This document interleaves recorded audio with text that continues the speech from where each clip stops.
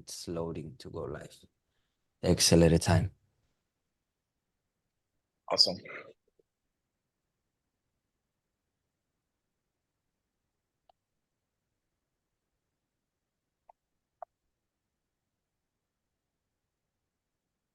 All right, we live. So this is gonna be our first Ecom Talk episode with Amir. We're gonna be talking different topics in regards to e-commerce. Anything related to e-commerce, we're gonna be talking. We know it's a huge topic. There's different things to talk about, but today we think one of the things that is really trending, and we really want to discuss about it. One of the first things that we want to talk about is how can you leverage AI in e-commerce selling. Okay, how it can help you, and the different things that you can utilize the AI in your online business. So let's start. Awesome. Amir, give me your perspective, in your opinion, and what you think the AI can be used for us as a sellers. For us as a seller. So sounds good, Alex. So basically, in my personal view, AI has many multiple uses. But me as a seller, mostly on Amazon, I use ChatGPT. A lot of, GPTs, like, different apps that I built for me and for my team to use it on Amazon, on daily tasks. For example, reports, PPC analysis. That's very interesting because part of what we do on, PPC, when we look at PPC or advertising inside Amazon, we always see a lot of data, right? Trends, metrics. We compare months, weeks, days, and all this data is very dense. Like, it's a lot of data. So ChatGPT use can help us to achieve better understanding of how we can use that data and what decisions we are going to make based on that. So that's one thing. And the other one big is, Amazon recently is pushing a lot Rufus, the AI system they built for shopping. So I see, many people using Rufus, especially nowadays that there are many options. If you're looking for something as specific, Rufus is going to be, at least in my opinion, game changer on the e-commerce thing, because people just want to know exactly what they want. And most probably in the near future, we are going to have to build the listings, the keywords, and everything crafted for the AI to understand better, our images, our product, and present our product to the clients that we ideally want to sell to, right? That's my point. What do you think about that? So there's many things. I know the AI, it's like a buzzword right now. Everybody talking about it. But I think one of the things that is really standing out for Amazon sellers, let's stick with the Amazon sellers, then I can give some other points outside the Amazon itself. But for Amazon, let's say repricer, using Yeah. repricer with AI, I think it's a must. Okay, it adapts into the algorithm of the pricing, the competition. So if you really have a good AI in your repricer, you can optimize and better your margins. Okay, so I think that one, it's a huge. Okay, if your repricer do not have AI, I think you're falling behind. Okay, Mm. that's one. The second thing, that's for the people who just resell, right? For the people who have their own private label, they don't have a competition, so they really don't need the repricer. But what they can use for the optimization of the listing, I think text itself has been very important in the positioning of the listing, right? And Yeah. if we have basically an assistant, then you can put the text or the title of the listing, the description of the listing, and ask AI to optimize that, make it more professional, or make it even more fun. Whatever you want to emphasize the text on, the AI can help you, and I That's think awesome. that's also a huge breakout. It's a huge help for every seller, because we used to basically pay copywriters just to give us a nice description, nice title, nice bullet points. Now we basically don't even need that. We can Don't even just need it. say, Yeah. okay, this is the competition, this is my product, give me better text than my competition.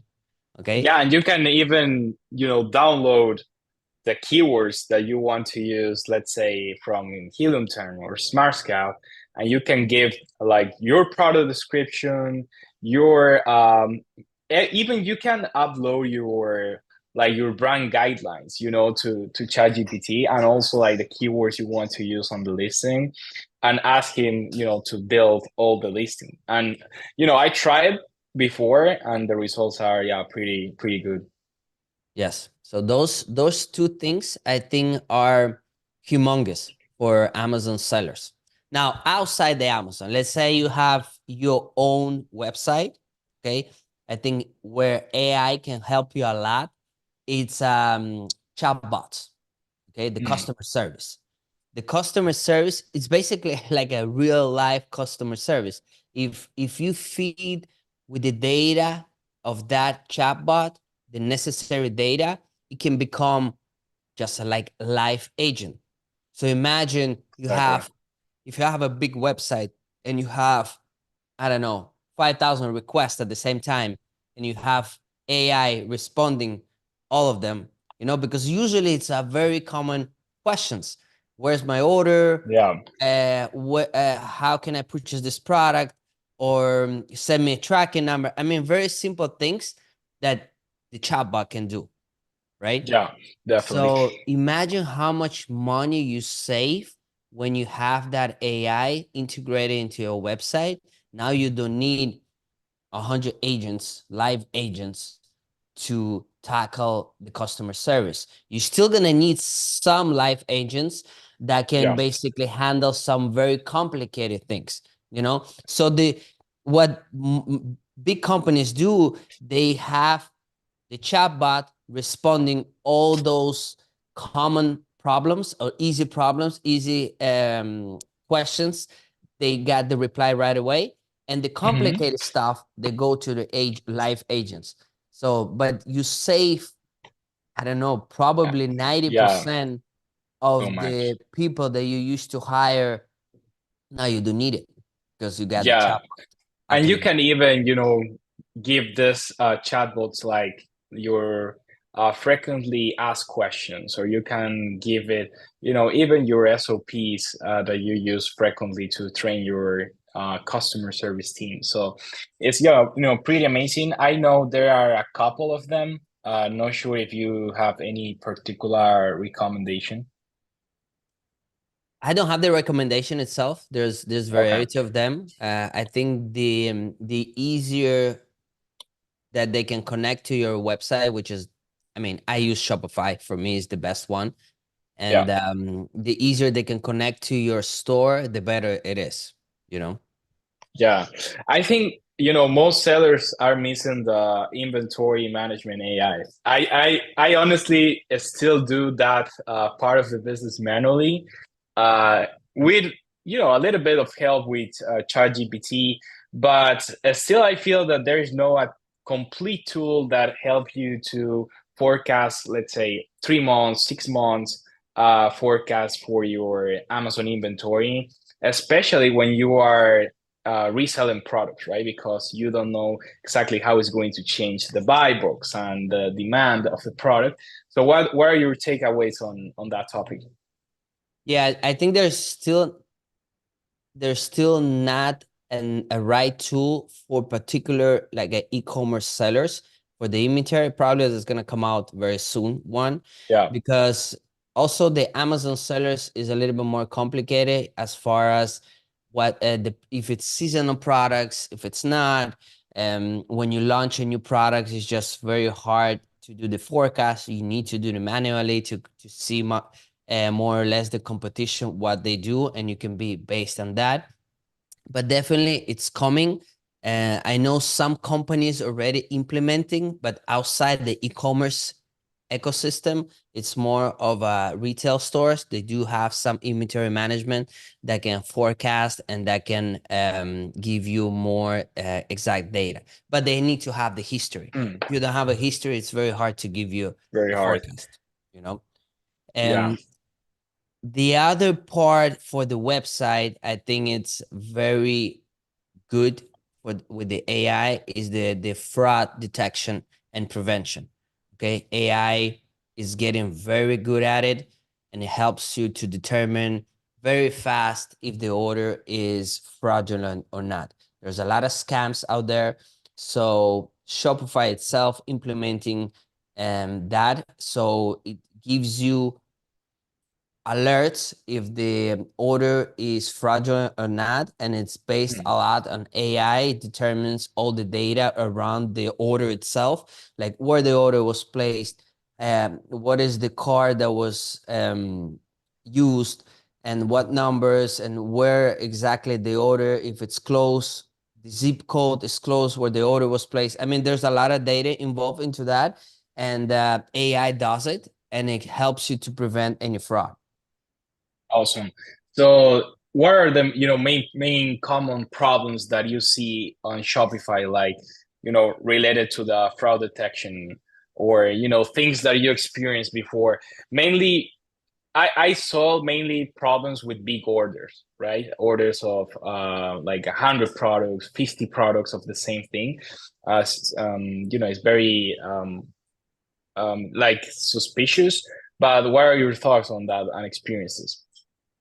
Definitely, if the order is huge out of normal, it's a definitely need to triple check. It doesn't matter if it pass all the check marks. It doesn't flag that is fraudulent or something. If it's a big order, I always make my team to call, verify, get the email verification, even an ID, copy of ID, make sure that the person is the person, because unfortunately, once the order is out and then they Yeah. claim the chargeback, it's very hard to fight it. You can get a lot Hmm. of information, but the best thing you can do is to prevent it.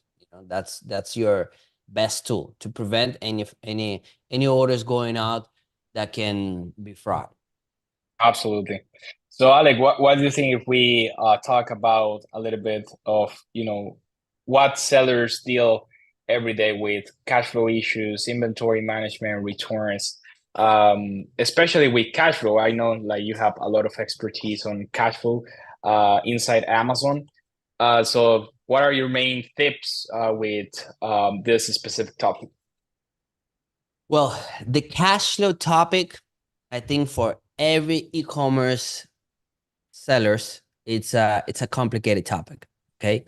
And the best way to deal with it, I think, in my opinion, I mean, again, there's so many factors that you need to count, okay?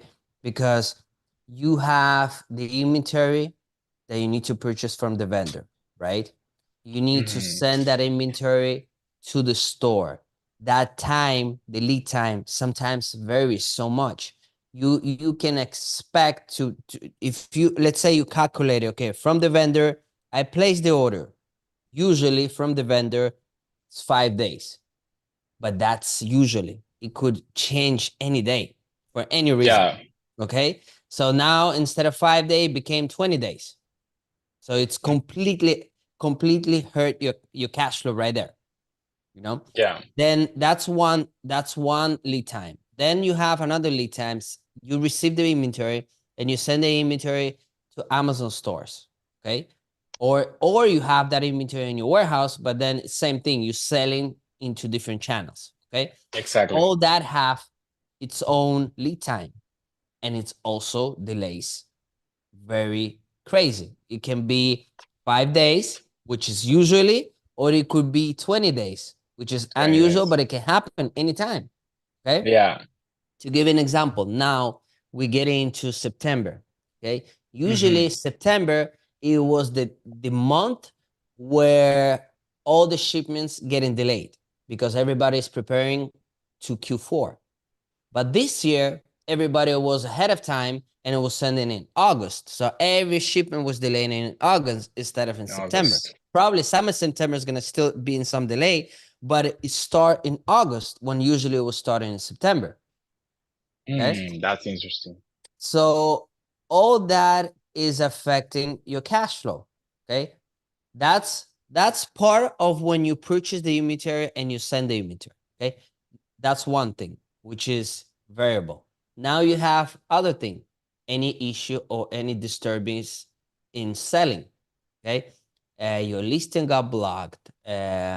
If it's on Amazon, if it's on Google, your Google ad got suppressed. Okay. So all those things that is out of your control because you don't control those platforms, you don't control those channels of sales, they can be disturbed anytime. I Anytime. think Yeah. I honestly think one of the people who suffer the most in the cash flow issue and a lot of variables is the e-commerce sellers. Okay. Absolutely. Now, so those are the things. Now you also have payouts from Amazon or from PayPal or from the merchant that is processing your orders in the website. All of them can also delay your payments for any reasons. Okay. Yeah. One of the Well, and sudden. Amazon have like a money that they keep until you hit like certain amount, like a reserve, right? So Amazon have depends on your store and how long your store was, but sometimes Amazon it used to be daily payouts. Okay, that's back in the day. Mm, Not a lot of Amazon sellers have that. Then it became every 2 weeks with no reserve. Every 2 weeks, no matter how much money you have, it was going out and you getting every sales that you had in those 2 weeks, you were getting the money. Now, more recent sellers that open the account, now they have the 2 weeks, plus they have the reserve, the new thing that mm. Amazon have, depends of your history of selling. They can have another reserve of 2 days, 5 days, 6 days, whatever they want to But determine. but question, if you opened your account back then, did you have the same conditions as before, or they just update you with the current conditions for No, a you payout? you you you are grandfather in with the previous conditions. Oh, okay. Okay. Uh, Sometimes that could happen because your account got flagged. They don't want to do that anymore. They don't want to have those conditions. They could change it. I heard. Okay. Mm. I didn't experience that, but I do heard that people had those changes in their normal conditions that they had initially. Okay. Okay. Yeah, and I would add, two main tips on the cash flow thing. Probably, if you are a seller trying to start on the game, FBM could be something that gives you some time to and also some money in order to start with better cash flow, because you don't have to send to Amazon. So in that time that you prepare the products, you ship to Amazon, Amazon receive your products, they spread all the inventory on their warehouse. That could take probably 20 days or something like that. Depends obviously on the season. But if you're doing FBM, you can save that time, right? And it's going to be also good for your cash flow. And the other thing is obviously negotiation with vendors, right? On timing, credit, and things like that I can agree and disagree with you. at the same time. I Okay, so explain. agree in some cases that could be an option, Mhm. but not in majority of the cases. Why? If you are only seller in the listing, if you Yeah, do an like private label. FBM, if you do FBM, most of the time you don't get in the buybacks. Your buybacks is suppressed. Okay. Mm. because they just want to have the inventory in their warehouse, and they maybe the account, they don't trust the account yet. Any reasons. There's so many reasons. They just suppress your buy box and you're not selling. Okay. And the other thing is, if you are with the other sellers and you're doing FBM and everybody's doing FBA, you're just Yeah, not you're getting not the going to get buybacks the either. buyers. So you're not Correct. selling. So what do you rather, having the inventory in your warehouse and not selling, which is even worse, or you send the inventory, you start selling, and yeah, it will take maybe a little bit longer. Well, probably faster Yeah. because you're going to be selling. But again, yes, sometimes they delay. What I do sometimes, in some cases, if I do get in the buy box because my account is old, okay, and Hmm. it does have some I would say over privileges over the other sellers because they're more newer. I Yeah. might have the buybacks doing the FBM. So what I do is, if I bought 1,000 units, instead of sending the 1,000 units, I just send 900 and I stay with 100. Meanwhile, the inventory is on its way. I do sell those 100. Okay, that we Oh, do that yeah. sometimes. We do that sometimes. Okay. And do you have any other extra tip for cash flow? Like, I hear from some sellers that they use credit cards without, interest for 1 year. They work with different softwares that they like, accelerate the payout process. So you give them like 1% of your sales, and they give you like, faster the payouts. What are your main strategies, or what you can recommend to sellers? Well, I do recommend get as much money possible from everywhere you can. Credit cards, line of credit, cash advance. I mean, some of them are too crazy, the interest, and just eat you completely. You have to be careful, okay, with what terms you get in the money, okay? But so you understand, to be in a healthy cash flow, you need to have, at least in our industry, in e-commerce industry, because you might have some other businesses that it could be a little bit different. You need to have at least 6 months of money sitting. It could be in a line of credit, it could be in a credit card, but it's there for you to use in case you need it. Okay. Of course, it's if that money, you took the money from the loan and you paid interest on that, you need to count that Yeah. as expense. But if you have, you can have a line of credit without touching it, okay, and not paying because you're not using it. You need to have 6 month worth of your expenses. The other day I even heard, which is kind of surprised me because that's a lot of money to have it, but some people do it this way, and I think it's amazing, but it's a lot of Mm. money sitting.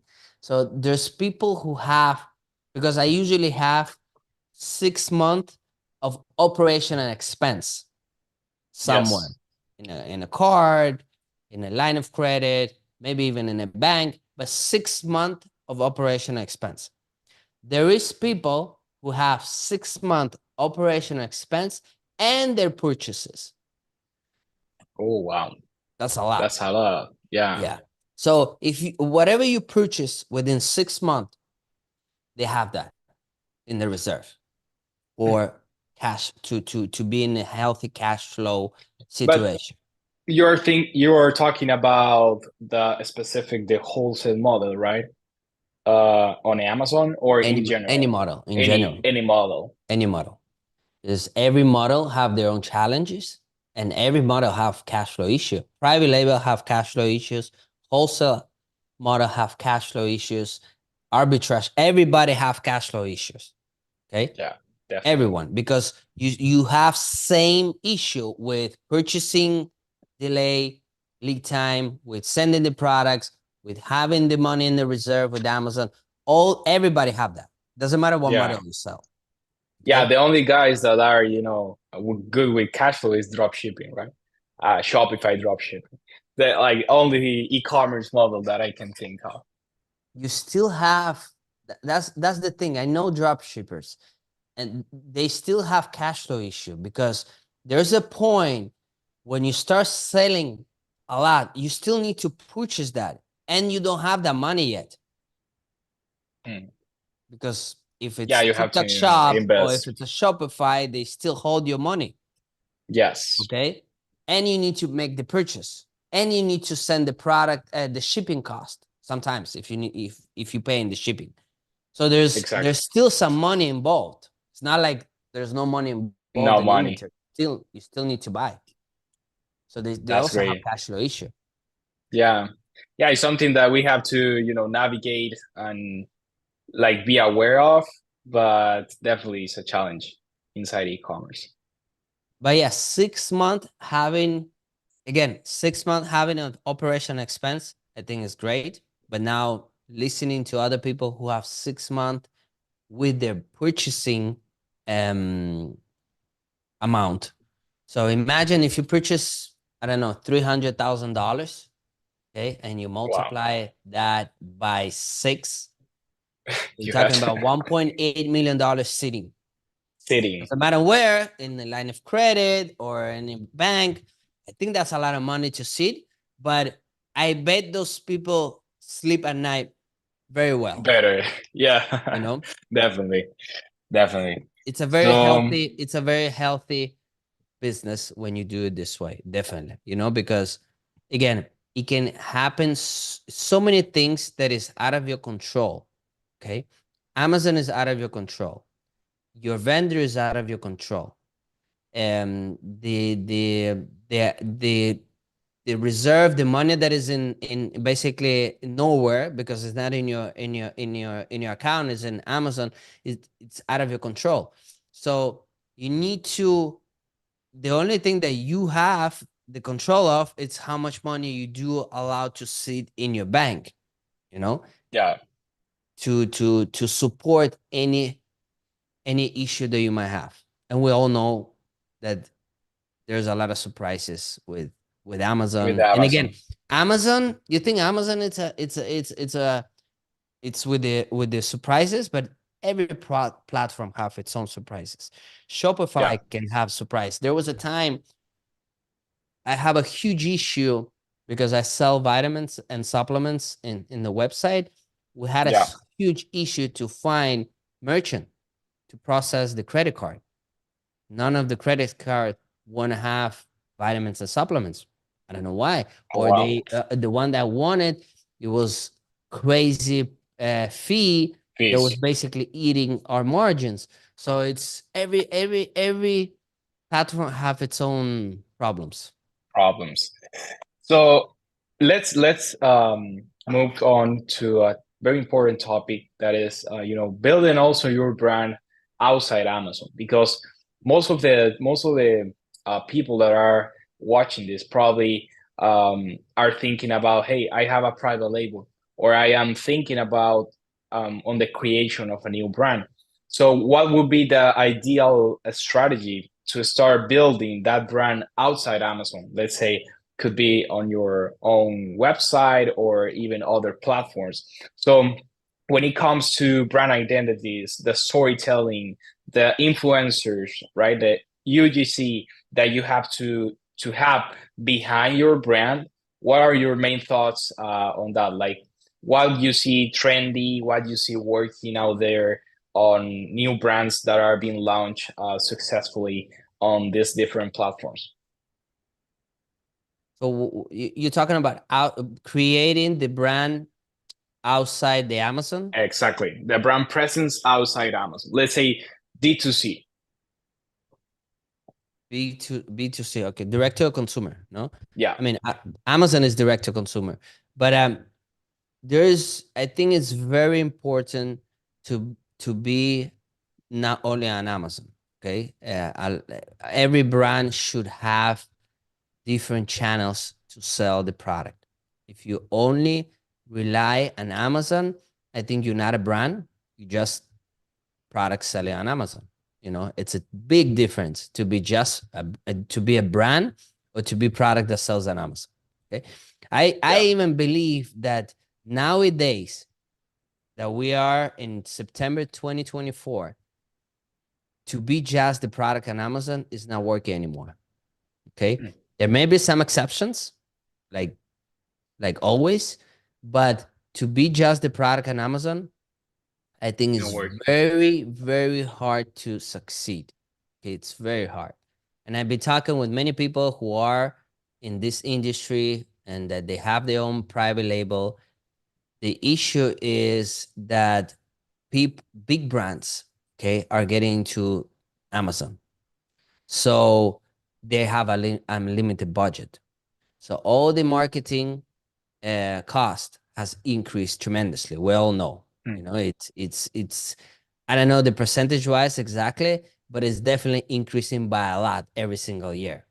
Okay, Yeah, so the small people, the small brand, small products that was just trying to sell on Amazon is disappearing. Okay, there's no working anymore. there's no more margins. There's no more. There's just it's very hard. So what would you rather to buy a product that is being manufactured by a huge company or buy a brand that nobody knows about it? You go and there's no social media, there's no website. I mean, the product was Yeah, imported from China, and so who you gonna buy it from? You know? definitely. No, and the thing is that when people are buying on Amazon, um, nowadays, especially with Chinese sellers going directly to the, let's say, the US market on Amazon, you have a lot of competition in mostly any category. And if you want to go in a pricing war with them, you're going to lose guarantee. So I think the only way that you can compete is having a better product and having a strong brand identity. So better product would be like better reviews, better looking product, better design, better functionality, but also the brand presence. Because at the end of the day, we see that there are still brands that are not like big brands, but they launch on Amazon and they have huge success. But if you see the overall strategy they have, they are going, very hard outside Amazon, like on influencers, UGC content, TikTok shop, TikTok creation, content creation, all these strategies to create that brand identity that you are willing to pay more than just a Chinese product, right? So I feel that still Chinese sellers are struggling with creating authentically like brands, because they are really good at sourcing, they are really good at achieving good prices, but they are not as good as understanding our culture and also adapting their products to the brand identity. So I think that's where, in the US or US sellers has the advantage to learn how to create that leverage with different strategies like content, influencers, and all these things that we know we should be doing, but maybe we are not, focused on that, or we are just afraid, because we are not experts in that area. But I think it's, something that each day is going to be more important. Yes, definitely creating the brand outside the Amazon. I even think sometimes that is better strategy to start first without the Amazon. Okay, Mm. have your own website, try to bring some traffic to your website, create that customer data. If you even have some contact outside the retail stores that you can sell in some retail stores, creating that traction and that demand outside the Amazon, then when you launch the product, it's already half its own demand outside the Amazon. You know? To Yeah. be honest, I don't even work with any brands. I love working with brands, positioning them on Amazon, but I don't do the work if Mm. they don't have demand outside the Amazon. And if for some cases I do, it's it's almost never works, you know? Yeah. So it's very hard to position the brand with just strictly on Amazon. And product could be good, and product can be affordable and good price.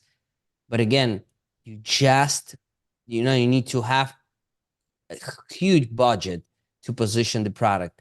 And then it might work and might not. Yeah, completely agree.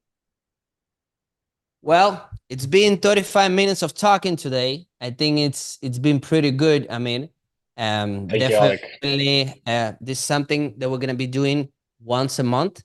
So anybody who's listening, we're gonna be doing this ecom talk every single month, and it's gonna be the first Monday of the month. Okay, we're gonna be going live.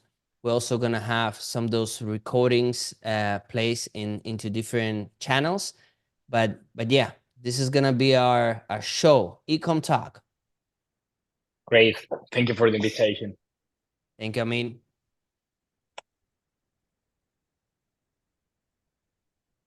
All right. Buenísimo. ¿Qué te Muy pareció? bien. Súper, súper, súper, súper. La verdad que la primera vez cuesta más, pero ya la segunda, tú sabes, eso va a fluir súper bien. Sí, de nuevo, lo importante es hacerlo como fuera una conversación normal, ¿me entiendes? Normal. No queremos hacer algo montado, sino algo like real talk, ¿me entiendes? Real Una talk. conversación simplemente de las cosas que nosotros estamos aprendiendo, de las cosas que estamos haciendo, de las cosas que estamos escuchando y nuestra opinión sobre eso, Buenísimo. ¿me entiendes? Esa es la idea. Vamos a ver cómo nos va, vamos a ver la respuesta de market. Súper. I'm gonna run some promotions in the YouTube. A ver qué tal. Ok. Tú en YouTube ya tienes como una audiencia bastante grande, ¿no? ¿Cuánto tienes en YouTube? No, no tengo tanto. Tengo 49,000 subscribers. Bueno, es grande. O sea, de esos tal vez se te terminan de ver como 1000, tal Vamos vez a ver. 500 personas. Digo, pero está bien.